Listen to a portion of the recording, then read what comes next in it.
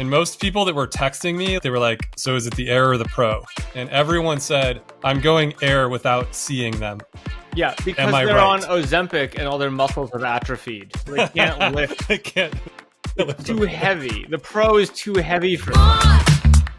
Less. Is it no or is it yes? We'll debate the text that's best when we get more or less.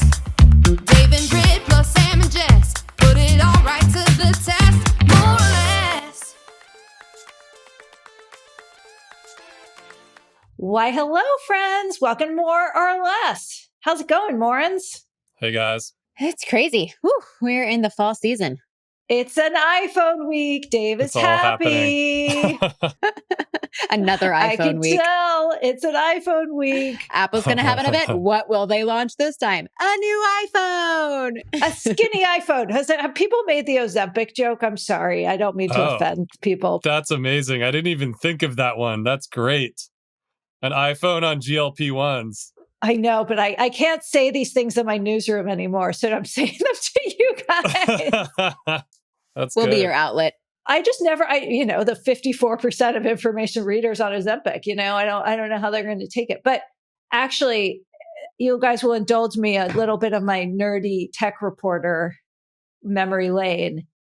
20 years ago, I asked the then CEO of BlackBerry, Research in Motion, what he thought about the launch of the Motorola Razr. Do you guys remember this? Which CEO? There were co-CEOs. Yes, Jim Balsillie, the one who talked to people. And he said, and you can find this quote in the Wall Street Journal, as I did, thin is not a comparative advantage. So we'll find out. We'll find out.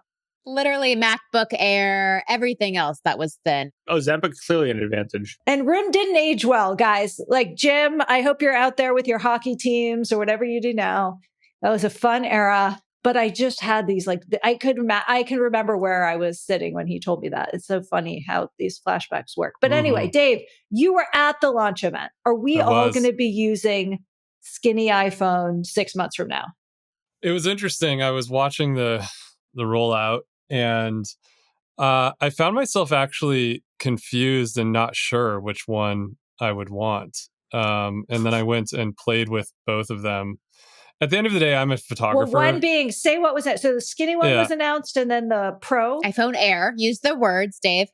There's three. There's the iPhone 17, and then there's the iPhone Air, and then the iPhone 17 Pro. Oh my God. And the iPhone 17 I actually thought was probably going to be Sam's new device because it's kind of the same size as the old SEs almost. And it's really nice. And it's got really good cameras for its size and price. And it's also, it's just basic and it's like the perfect size.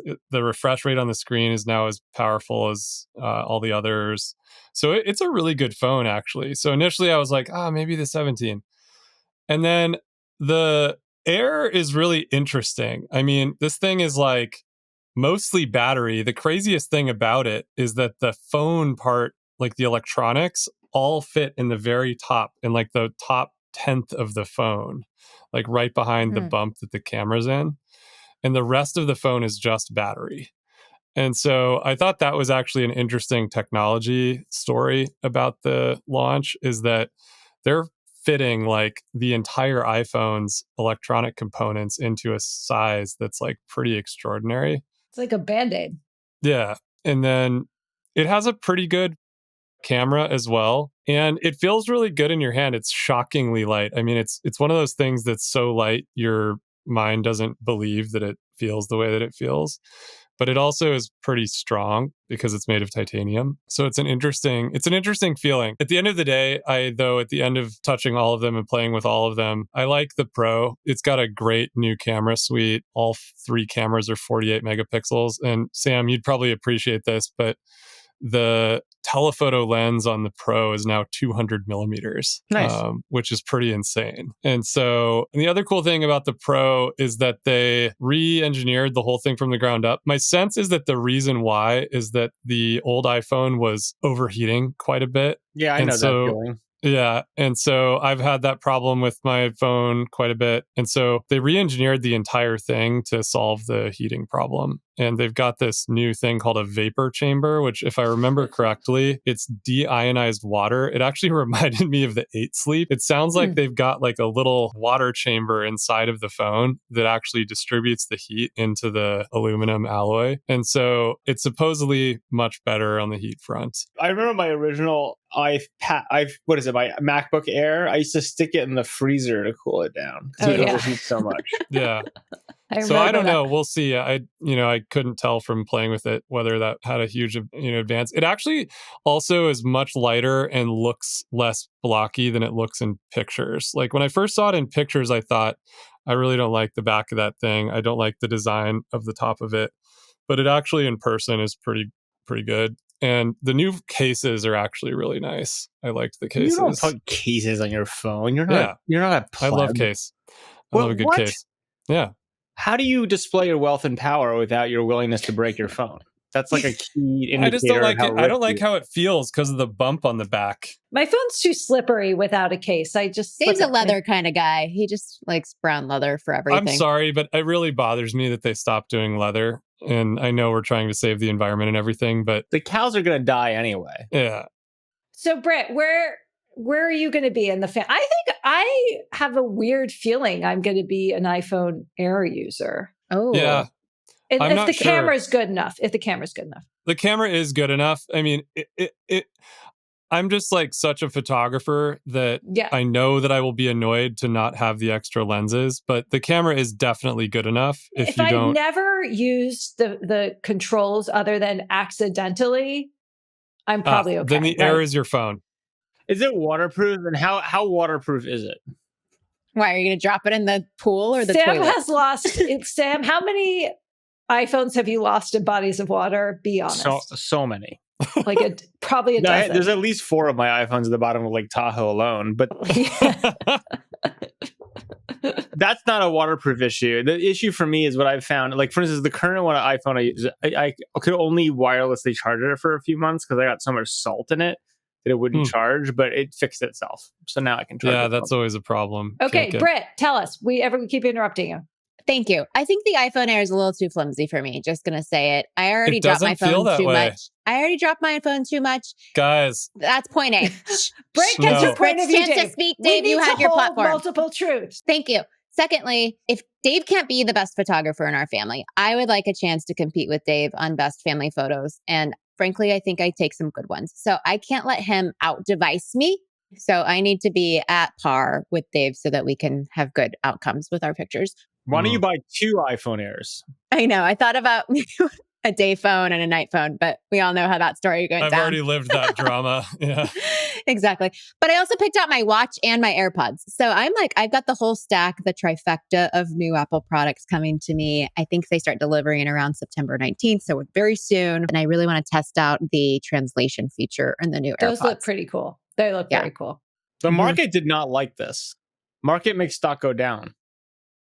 Yeah, tell us why, Dave. I mean, not enough AI. That's why. Really? Yeah, that's probably true. They had to all buy Oracle. That's our second topic of conversation. It's like not enough AI data center in this stock. I generally will buy Oracle instead.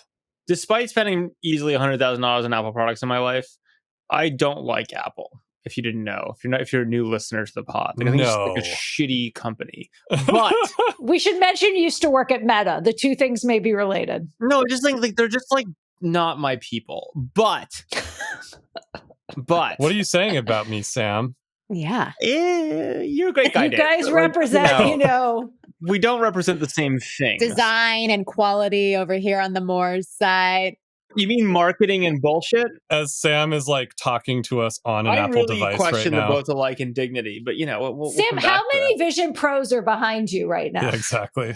I buy everything. But to be clear, I just don't like it. But I will say that I do kind of appreciate. I almost wish that they had just announced through new iPhones and like nothing about AI, because like that's kind of the vibe. Is like fuck all of you. That's essentially what happened. No, I know, but I wish they had gone even. It would be even funnier if they just did nothing about AI. Like no, they didn't really talk about AI. But at all. They kind of didn't. They talk about like Apple Intelligence. Like don't even talk about it. Oh, good. I mean, the translation feature is sort of AI. That's kind of cool. I like that. But the basic point is like, I just kind of like the vibe of Apple just being like, fuck all of you. Like, this is all stupid. And we're just going to make more iPhones and lots of money. Like, I love that as a vibe. So this brings me to my next hot take. What if they're right?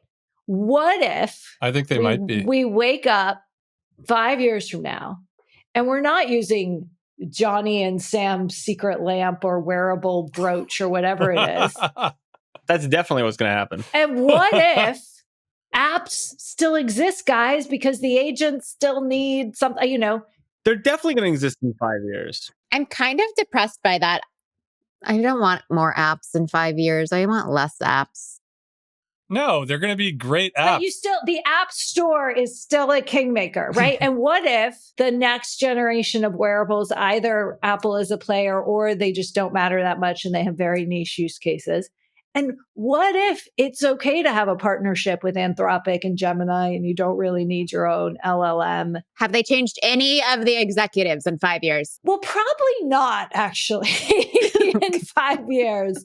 I don't know. This is actually why, and I had the privilege of covering Apple at the Wall Street Journal from pretty much the week Steve Jobs died for the next 2 or 3 years, which was a really interesting period. It is very easy for the people who need to raise $1 trillion, by the way. So they need to have a narrative of why Apple is doomed, aka OpenAI, right? Like we always feel like we're on the cusp of a paradigm change, but we may not be. Or the paradigm might change in different ways. And I know we all believe that because we all think the AI story is far more nuanced than, the agents will replace apps, phones are dead, and LLMs are the future. But what I like, and I think this is exactly what you were saying, Sam, is like, my morning edit meeting was like, what's happening this week? There's a new iPhone launch. It's thin. Like I chuckle. I'm like, and I'm like, wait a second. This is kind of big news, and it's going to drive a lot of. I was pretty shocked by the Twitter response. People were like, this is the best phone that I've seen from Apple in years. I might actually upgrade. The Air? I don't know what people were referring to. I think they're referring to the Air. Yeah. And most people that were texting me, like people that knew where I was at the event, they were like, so is it the Air or the Pro? And everyone said, I'm going Air without seeing them. Yeah, because they're on Ozempic and all their muscles have atrophied. So they can't lift. It's too heavy. The Pro is too heavy for them. I really hope Saturday Night Live, if you're listening, we just wrote a great skit idea for you. Oh my God.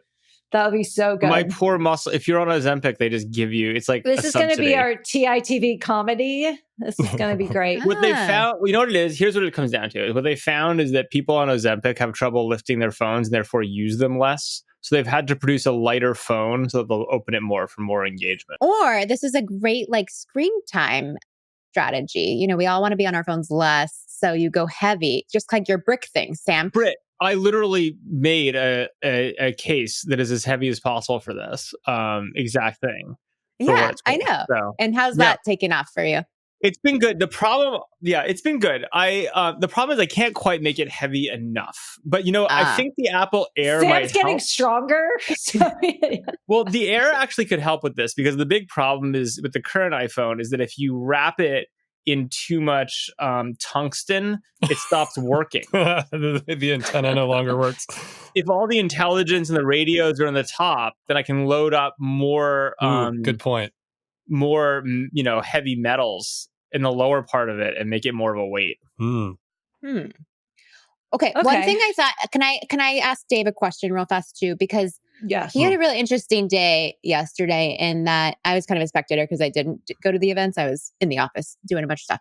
He went from Apple to Y Combinator, the accelerator du jour of Silicon Valley, with a totally different type of community. What year is it? Is it 2010? Is this 2010? What are we talking about? 2011 called and wants its schedule back. By the way, Dave, I have an important question about Y Combinator, which is, did you run into our salespeople for our finishing school of etiquette?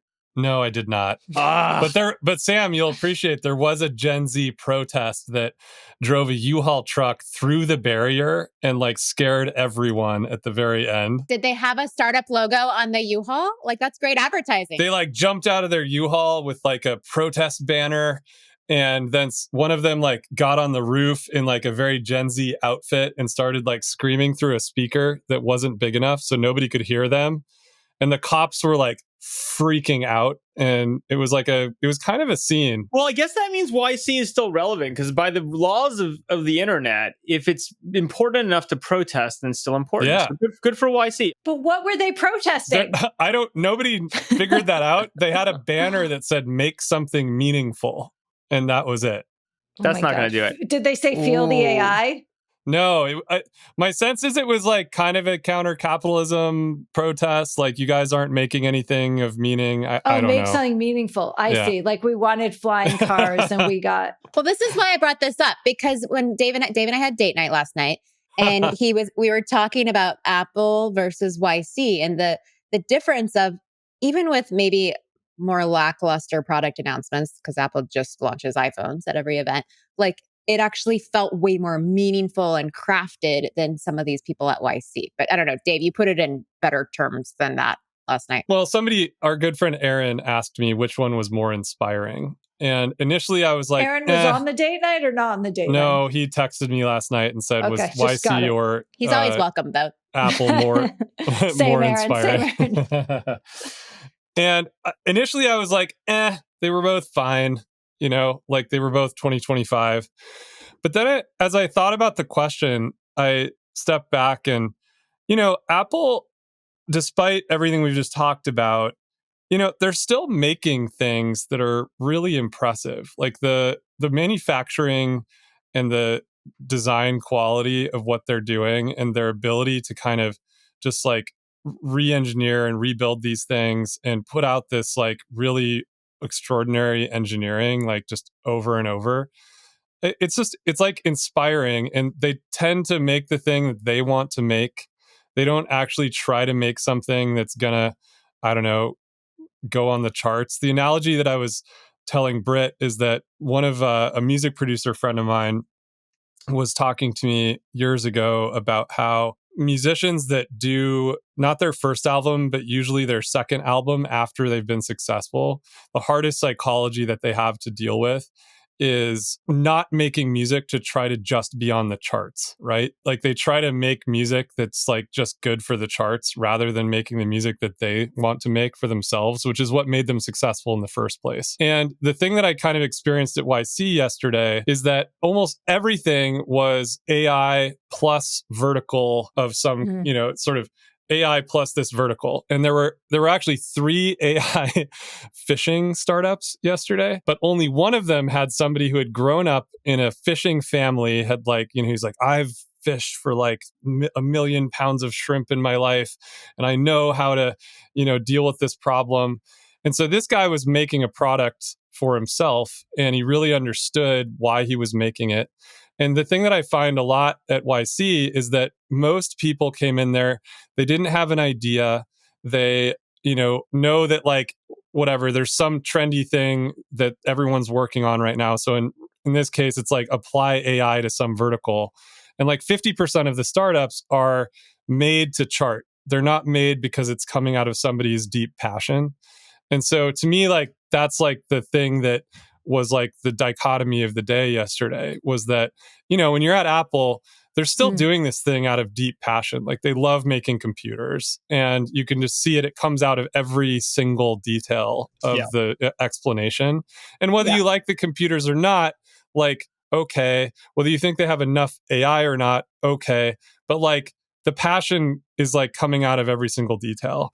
And the thing in startup land, and those of us that do seed, is you just see a lot of people right now making things to try to chart, rather than making the thing that they just want to make because they want it, right? Dave, I couldn't agree more. I've had several conversations last week with founders specifically about this. And here's even the worst part for startups, and why I'm generally pretty anti-incubators, like these types of things, is it's one thing to make a song to chart where you spend like a month on it and release it or whatever. And then to actually make a successful company takes fucking forever, right? Yeah. And there's always ups and downs and whatever. Years. And I don't think there's all these soulless companies of exactly this. It's like, I come in, I have XYZ background, whatever. I'm like, I go do customer research and find that like gym and accounting has a problem.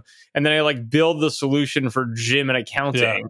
And like, even if it's good, right, which is like as a V1, you then are signing up for 10 years of working on Jim and accounting's problem. And the reality is like no one survives it. And so for me, it's like becomes this real thing where like there are all these smart people and teams that like follow this like incubatory, listen to your customer research, like iterate, so solve a problem for demo day. And what they don't realize is they're signing themselves up for like a decade of working on a problem they don't give a fuck about. Yeah. And so I've seen this a bunch, and like I've actually, there's several companies that I work with or I like that kind of were, I'll call them like they were factory farmed this way because they're great people.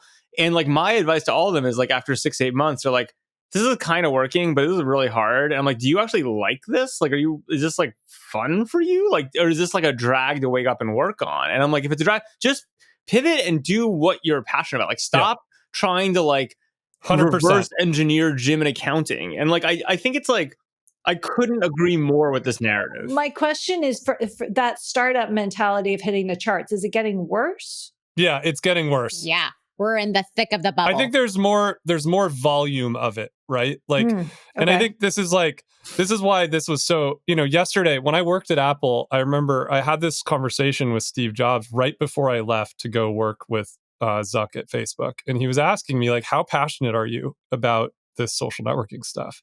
And he said to me, like, if you're not the most passionate person in the world about this, somebody else will be, and they'll beat you at it. Dave, right? I love this story. How have I never heard this story? I don't know. I don't tell a lot of these stories. I love this story. This is such a good story. It's better than the rocket ship story that Cheryl tells about Eric Schmidt and stuff. Yeah. I like that story too, but I really like this story. It's just true, right? Like you have to be, and by the way, the reason that I was at Y Combinator yesterday is because I found a startup 4 weeks ago that I found it on like the design internet. Like it wasn't even, I didn't even know it was a Y Combinator company.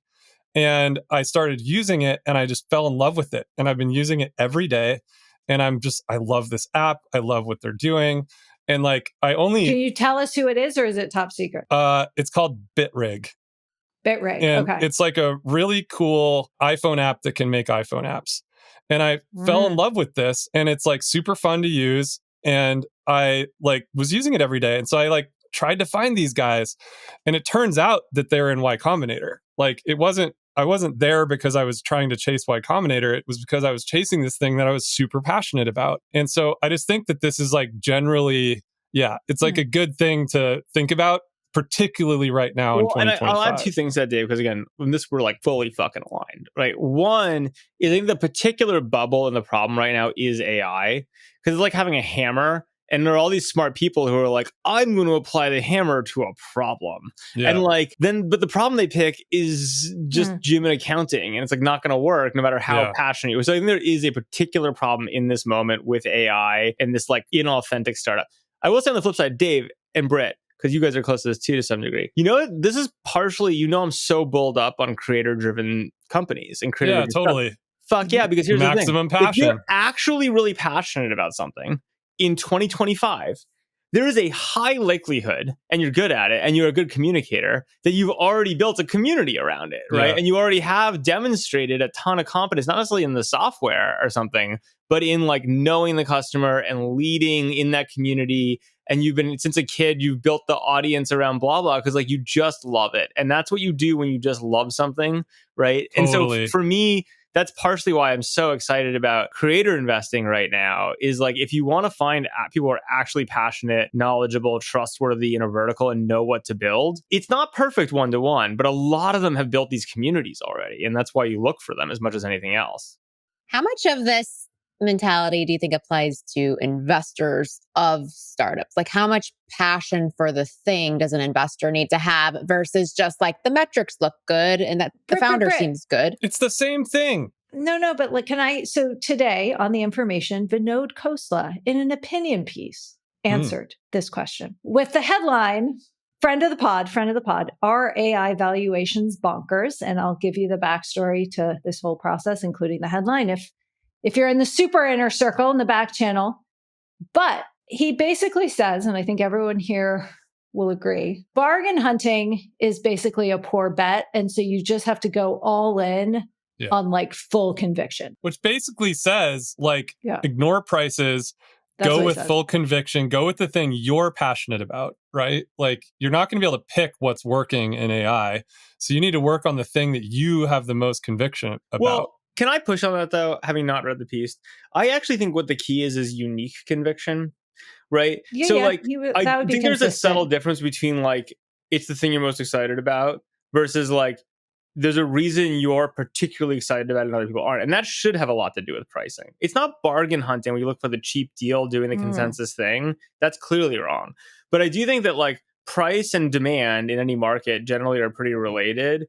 And like, I think the real things you should be looking for are things that you're super fucking bowled up on as an investor, have a deep thesis on, care about, are knowledgeable about. You think you can pick talent around that kind of stuff that like most other people don't care about right now. I guess that's what I was implying, Sam, that like, if you're doing this job, you have intuition, you have a thesis, you have a point of view, right? It might like, be good or bad, but you have those. Yeah, but you have one. And so follow it, right? Like, don't try to do someone else's, right? Like, do the thing that you are the best at. But I think that's why I bring it up, because especially at YC, I mean, I'm seeing these companies that are kind of stupid. It's vertical AI plus blah, blah, blah, getting 12 to 15 term sheets. It's just total herd mentality. 15 investors can't all be so passionate about these things. They're clearly just trying to do like a spray and pray, especially some of the bigger firms. But again, like, we don't know the numbers yet. We don't know the outcomes. Like, maybe they'll hit some good ones. Well, I think there's a difference between what works for YC versus what works for a founder or what works for a fund. Like, YC gets to index all the things, right? And it turns out that if you look historically, while almost all YC companies fail, if you index all the things that come through the front door, they've done fine, right? They've done pretty well. An investor, like, especially, everyone's ruled by incentives, and like an investor gets to make lots of bets, and like, it's possible that a bunch of small bets on overpriced things in a world of power laws is like fine, right? Like, but it's very market. You're just getting market returns and then charging 2 and 20 on them, right? Which, by the way, is like fine as long as you actually get those returns, which is TBD. But the problem is for the poor founders, right? Which is like, you're only making one bet, and like, don't bet on fucking the user research you did with Steven accounting. Like, that's a dumb way to operate, because like, look, I do just think you kind of want to be working on problems that you love so much that like, clearly you want to be hyper successful, right? Like, but you almost, I'm worried to say this, but you almost want to be psyched to work on whether or not it even works. You know what I mean? Like, that's like the ideal.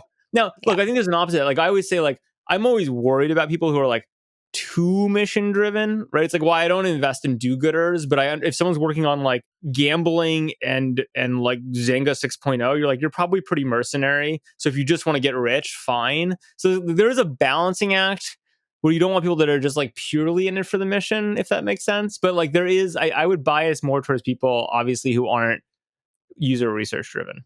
I'm going to read a quote. Bottom line, bargain hunting will be a poor bet in AI, but firms putting money to work who invest in all high valuations indiscriminately will do poorly. And that is the majority of the investing that is happening. And he's also anti the like sovereign wealth pouring in and all that kind of stuff. How's he feel about the strawberry farm he invested in? This is a really good question. Well, also, because I know Vinod is very passionate about strawberries. I mean, Vinod walked all of us through how he used OpenAI to design his garden. We should check in on the garden. We'll check in. It's funny. One of my favorite stories from yesterday was I ran into an old friend of all of ours, Matt Mazzio. Oh, Matt. My fraternity big brother. My first agent at CAA. My freshman college dorm mate in the same entryway. And, Matt Mazzio, I love the guy. I love his personality. We've been friends for, like, I don't even know now, whatever, like a decade and a half. And I haven't seen him in a while, since before the pandemic. And we were catching up and just like talking about the old days. He got swole, didn't he? Oh, yeah. He's so ripped. That guy's like ripped. And it was funny. And I was talking to him about, and he was saying, Dave, I'm like so grateful to you. Like, we had this meeting, and if I wouldn't be in tech investing, and he was being very nice to me. And at the very end of the day, I was like, so, somebody asked him, like, what are some of the companies you're the most proud of? And in the back of my mind, as soon as I heard that, I was hearing people talk about when Mazzio went to, I think he went to Cotu. He was at, if I remember, Lowercase for a little bit. And there was like noise in the network about, is Matt Mazzio a good investor? I remember about I don't know, 5 or 7 years ago. And the next words that came out of Matt's mouth were amazing. He goes, I was in the seed round of Cognition, I was in Supabase, and I was in Replit.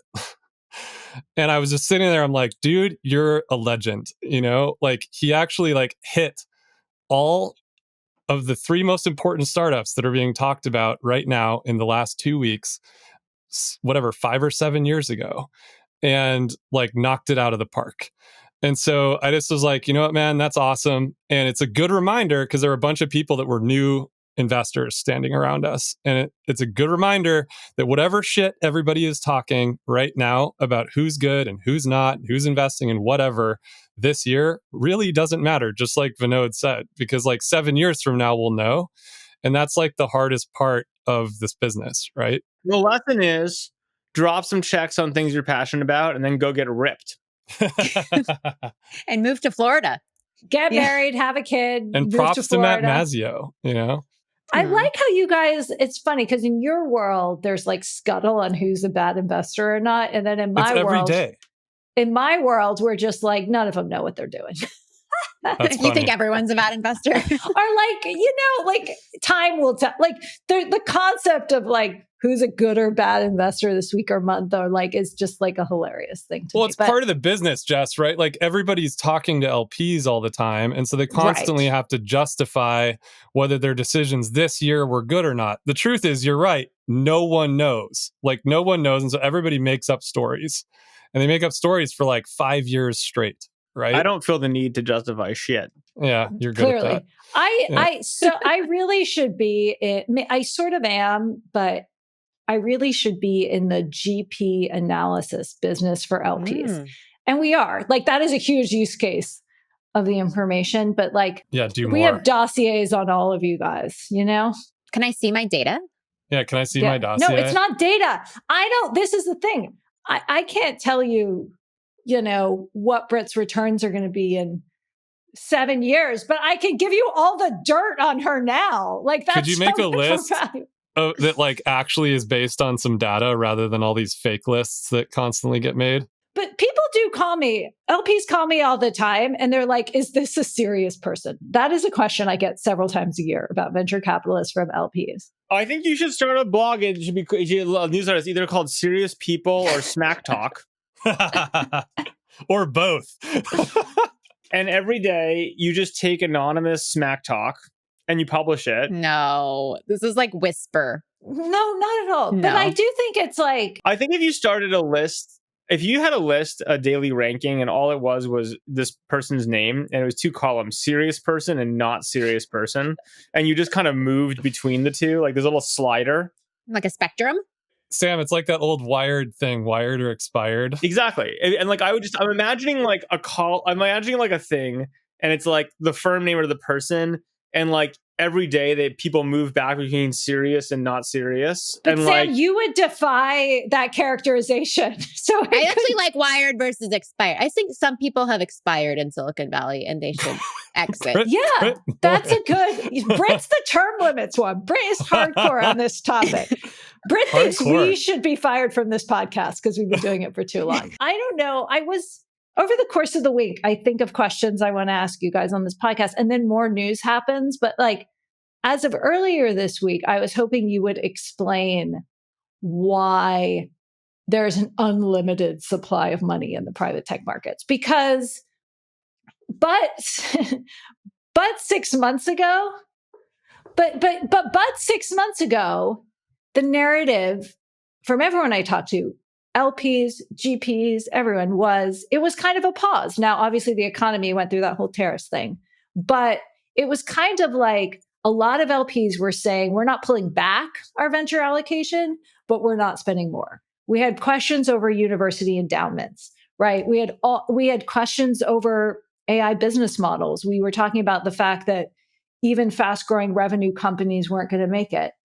And then Anthropic, raises a spaceship worth of money. OpenAI, and also these Series A $200 million rounds have not stopped.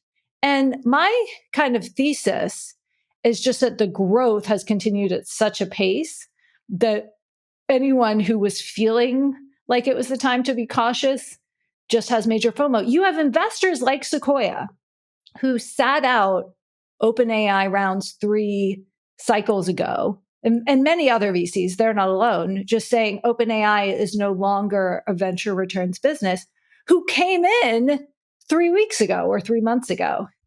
It's just a full era of nihilism is what's going on. Okay.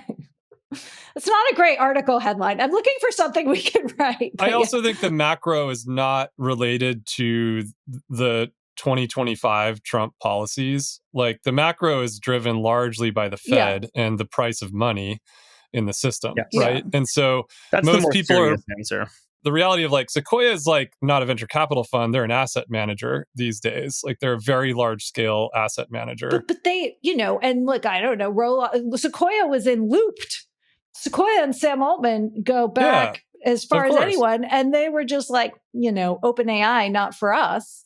I assume because they didn't invest. Okay, maybe that was a good or a bad decision. But my point is more when you're making decisions at the LP level, right? Like you're actually trading off between various levels of risk and return ratio that are largely driven by the macro. Mm-hmm. And so the narrative that you're talking about really comes from 2023 and 2024 when like most people were raising funds in that time period post 21, 22 after the Fed changed interest rates and, things went through the roof and it became just cheaper to own treasuries than to take 10 years worth of risk on a venture capital asset class, right? I mean, but I'd also just say, like, I think there is just like macro nihilism going on where everyone's like, and the macro nihilism which drives this is just people being like, well, look, we're pretty sure Trump will just want in 3 years or whatever, 3.5 years to like exit looking like economy up, regardless of actual job numbers or anything else. 100%. It's like this tariff thing, whatever, seems precarious, but it also seems like since the world believes in nothing, we can kind of just do shit and we'll see what happens. Yep. And like then you get to startup land, you're like, well, the stock market up, like I guess I can allocate more to tech. I do think for what it's worth, that there still is a wipeout coming for like subscale like seed investors, right? Like all the little guys are getting fucked and they're not raising more funds. So like I think those guys are all washed out, but like the vast majority of investment. What do you describe? What do you describe as subscale? I mean, I think if you're a fund raising, like managing, that's like a SoLP or a few kids managing under $100 million, you're not raising again, right? Unless you have like some incredible angle, right? Is what I would say. Those guys still, I think, are super pressured. Although it's interesting, like when we did our last raise, there are a new breed of LPs that just want the micro funds, the like 75 and 50 and under, because statistically, apparently they return the best multiples. But I also think that there seems to be more capital in the market, especially in the like asset manager types of markets with Sequoia. But I do think a lot of endowments in particular are still very conservative. There's not been much DPI still. We're starting to see some of these IPOs roll out the door and some liquidity actually coming back into people's hands. And of course, the public markets have continued to do well, but I don't think we're like in an unleashed LP environment right now by any means. It's not unleashed. It's just like, I think there was a period where serious people were like, tariffs and interest rates, economy challenge, like pull back. And now it's like, everyone's just like nihilism, like whatever, like, let's just like see what happens. Right. Which I think is like, it's looser than it was. I mean, I think the other pressure. The only real big change on the macro, Sam, was that crypto policy became clearer, right? Like that's like the main story of 2025 in the macro. Yeah, I think that's a big part of it. People is like that. I also think there's like an interesting crypto IPOs doing well. Yeah, but a lot of them are good businesses. Pretty good. I'd also say the other thing that's going on is like there's this whole. I keep seeing these memes. I'm sure we all have exactly the same social media, but I keep seeing these memes. But Dave of like, does not remember. But Dave, wait! I sent you something via social media. Did you see it? You did. Oh, so you read your DMs. What? Look, Dave is clearly lying. He's on Instagram all the time. He just doesn't post. No, I'm not on Instagram. But he can log in if I show him something. Okay, I'm okay with that. There's a meme floating through, which is like a pretty hot young wife and 3 kids, and like the meme is like the kids are like, where did we get the money? Is that meme? Yeah, where did we get the money? And the kids are like, why are we so rich? And the mom's like, because dad locked in for September to November 2025, right? And like there's this whole like I'm sure you've seen these memes. Like there are memes like that all over the place. Wait, I don't get it. What's the implication? The implication being like for like dads who like want to have a hot wife and great kids in X years and are 20, that like they should lock the fuck in and they'll make a lot of money in the next 3 months and then they can peace out. Yeah, but that meme gets repurposed for a whole bunch of different reasons. Yeah, what's the hot wife thing you were telling me about, Dave? There's another hot wife meme that No, it's from Ricky Van Veen's email, which I just genuinely adore. It's an incredible email. It's like the best email in my inbox by a long shot. It's the only newsletter I won't take offense.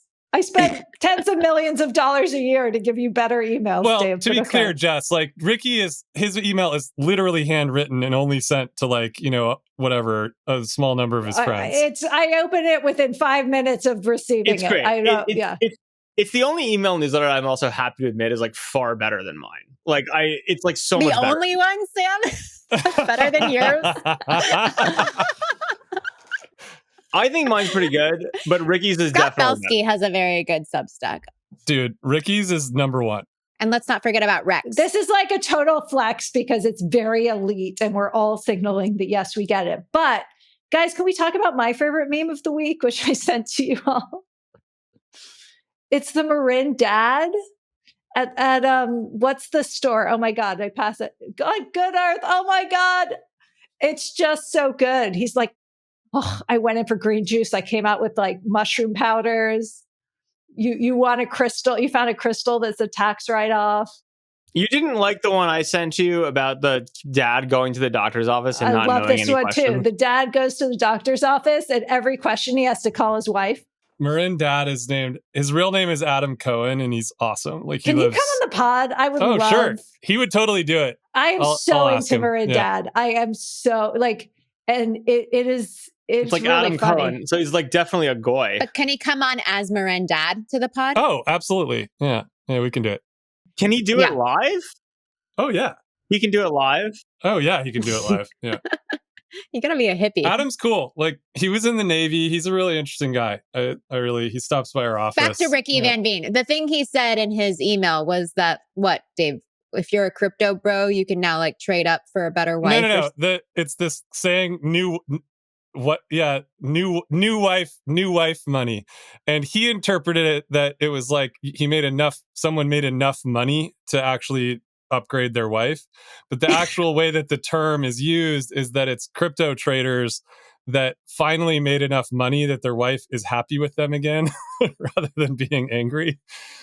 Oh no, I think it's the first one. No, it's the latter. The wives can determine what it is, Sam. Mm-hmm. Yeah. You could use it either way. I mean, it's a meme. You can use it however you want.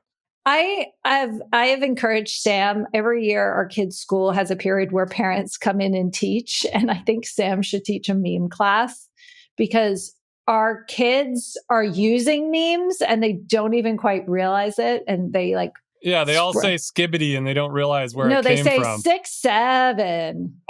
This was a really good suggestion by Jess because I'm very into memetic warfare. And I think this is I was actually writing out, you talk about like what are the themes. That's a great 5th grade class, Sam. Memetic warfare. It's like, listen, here's the skill set that you need for your future kids. I think the kids should understand memetic warfare because I think it's like an incredibly important part. And it's on my list. They do understand it. They understand it so well. Like our son there's a meme that's like they 6, do intuitively 7. get it, but I don't know that they know about creating them, Jess. Like well, then they made up. It means like nonsense. It means nothing. And so now they go around saying 5, 3. Just to play off that, like, if 6, anything, 7. This is the difference between Gen Z and Gen Alpha. I think Gen Alpha is going to like be the beneficiaries of that. We got this sort of, progressive nonsense figured out, and then we actually enable them with memetic warfare tools, and they're going to be like the most like powerful generation of all time. I think there's some truth to that. I think for me, though, there's a difference between being a participant in the meme economy versus like being a general of a memetic war. And like, I think like basically teaching the kids to use memes for warfare. Yeah. I think this is the edge in the internet right now is like, and it's funny. There are companies that are working on it. I just invested in one I'm really excited about. But to me, there is a whole playbook to learn about and understanding from a defensive perspective to understand like, literal mimetic warfare. So offense tech, not defense Guys, tech. I am going to turn the microphone to Britt to wrap you up because I have to do a business meeting and I don't want to be late. So, Britt, you have Wow, the thank baton you. to bring this to a close, and I will Okay. see you all next week. See you, Jessica.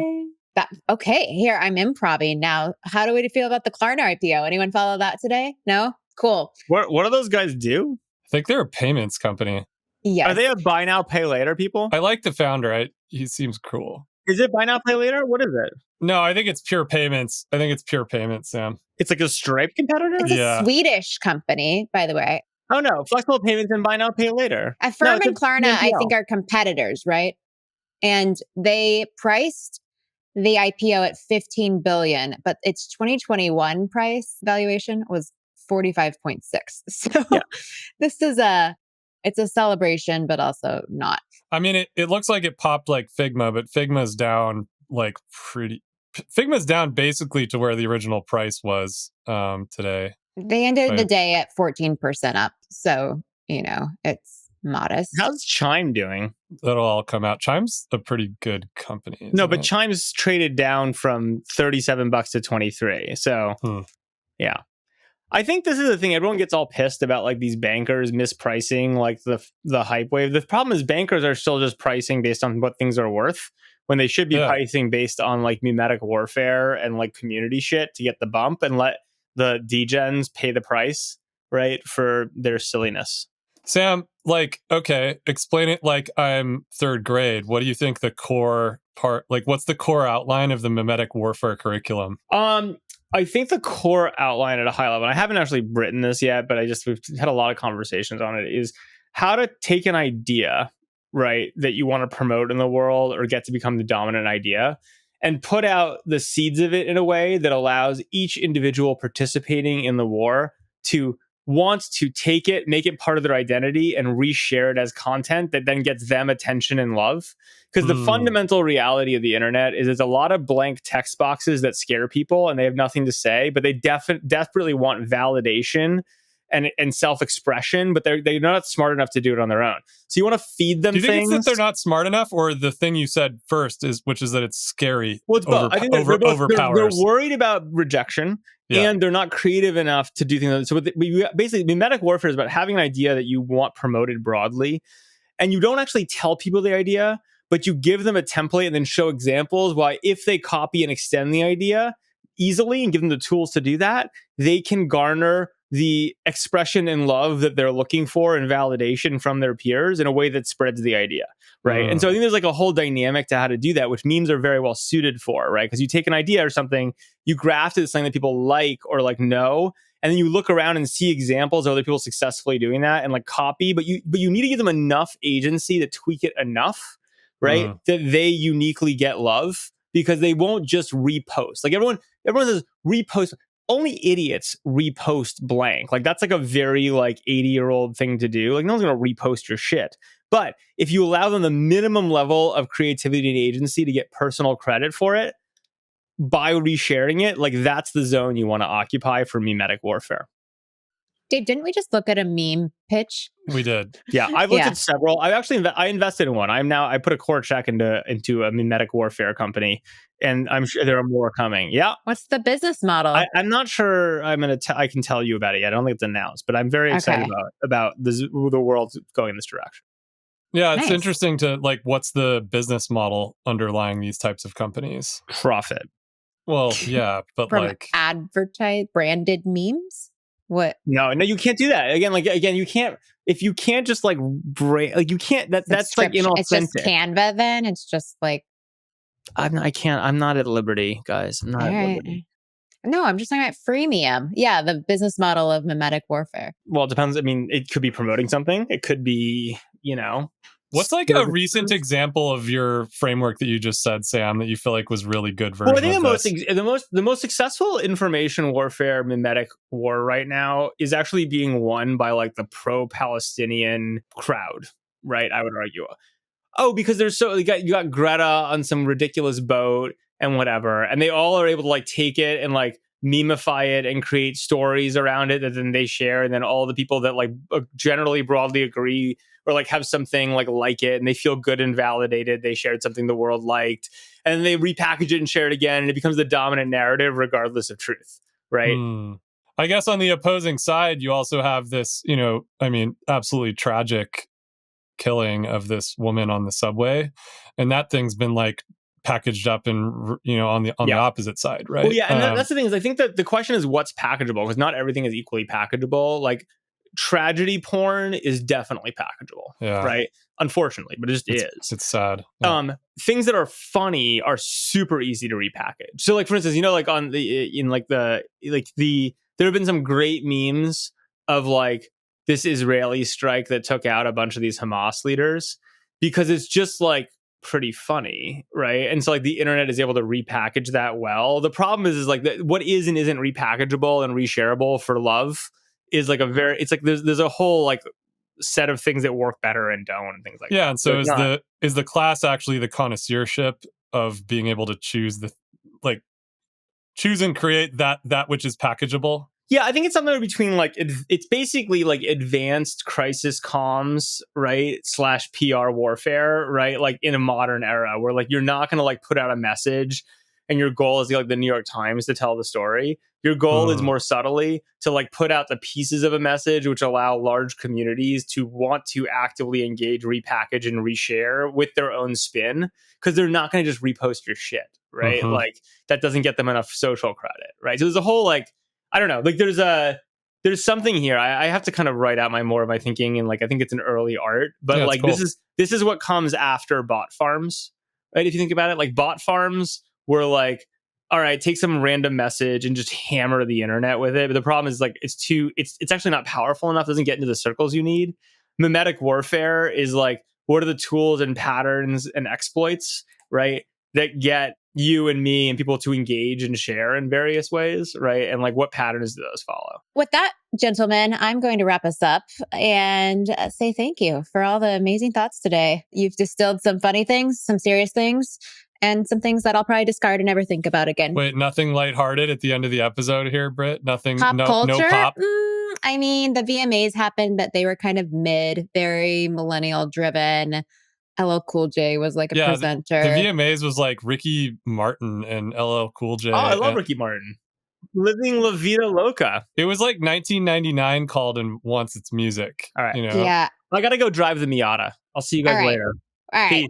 With that, thank you, everyone. Thank you to our back channel. And all of you listeners, just rate and review when you click on the button to subscribe. And otherwise, we will see you all back here for another episode of More or Less next week. Bye-bye. If you enjoyed this show, please leave us a virtual high five by rating it and reviewing it on Apple Podcasts, Spotify, YouTube, or wherever you get your podcasts. Find more information about each episode in the show notes, and follow us on social media by searching for @MoreOrLess, @DaveMorin, @Lesson, @JLesson, and as for me, I'm @Brit. See you guys next time.